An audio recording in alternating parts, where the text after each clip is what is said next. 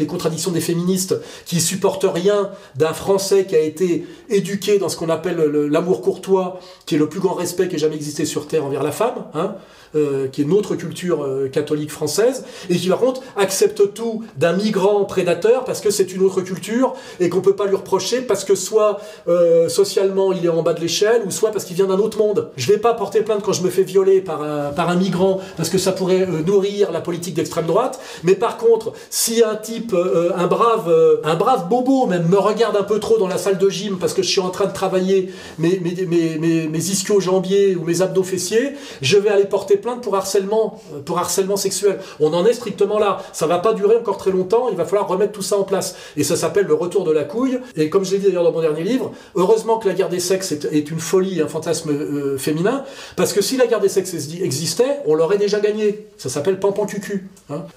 Heureusement qu'il y a d'autres déterminations qui font que la réalité politique et les luttes sociales ne se réduisent pas à des luttes masculin-féminin. Or, c'est ça que racontent les féministes, et leur fonction quand même, je dirais patronale et droitarde, même si elles se croient d'extrême gauche, c'est que c'est là pour occulter et masquer la réalité de la lutte et du combat de classe. Hein.